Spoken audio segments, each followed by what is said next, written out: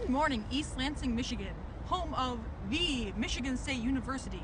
Groundbreaking discoveries have been made in the field of communication behaviors in fox squirrels and humans. This is LB144 News.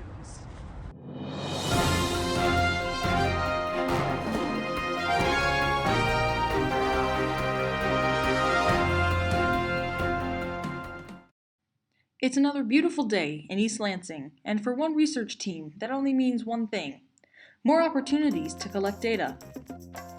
This research team, more commonly known as Freddy's Friends, has just recently finished conducting research on the flight initiation distance, or FID, in on-campus squirrels and humans. But that's not all.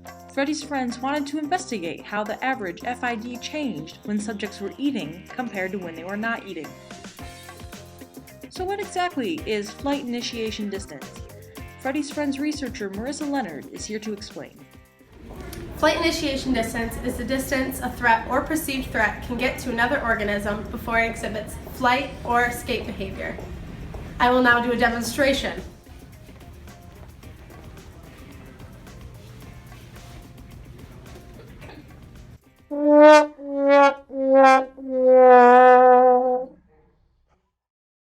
Based on a 2011 study by Sasha Engelhardt, Freddy's Friends hypothesized that, since eating is necessary for survival, food would give both organisms more incentive not to immediately flee or exhibit escape behavior when faced with a threat.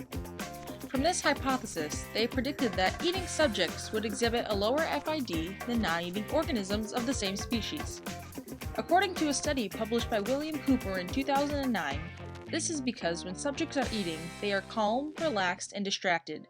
Therefore, researchers expected that the perceived threat would be able to get closer to the organism before it would react.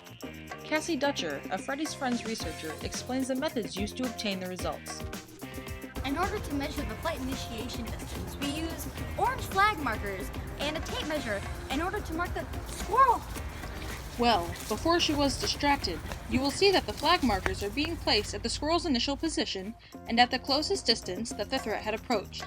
The distance between the two flags was then measured with the tape measure.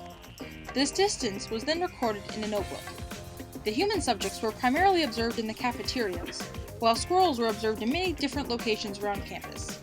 As you can see, Cassie and Marissa successfully obtained another data point for their experiment. From their data, they found that statistically, there is a significant difference between the FID of eating and non-eating squirrels. Unfortunately, they were unable to draw any conclusive results from the human experiment. The group has also isolated a gene that may be related to their behavior. This gene, called PNMT, codes for the protein which produces adrenaline. When your body experiences stress, adrenaline is produced. Adrenaline releases glucose into the body, which increases both heart rate and blood flow to the brain. These physiological effects prepare your body for action, and this is called the fight or flight response. With this in mind, Freddy's Friends' next research goal is to determine if, like humans, fox squirrels also have the PNMT gene, and if so, to determine the extent to which this gene regulates the fight or flight behavior. However, there are some flaws in their data collection methods. Cassie visits us again to discuss experimental error. We did have some flaws in our data collection methods. One of the problems that we had is that we only had just over 30 data points for each organism. And even though this did show statistical significance, having even more data would show even more significance, being more representative of the population. Despite the experimental error, the results from this experiment will have lasting impacts on not just the field of behavioral sciences, but on the scientific community as a whole. This is because the research conducted by Freddy's Friends is the first in its field, linking a specific gene to an observable behavior. This especially holds to be true since there is little in the scientific literature about fox squirrel behavior, a shame for such cute animals.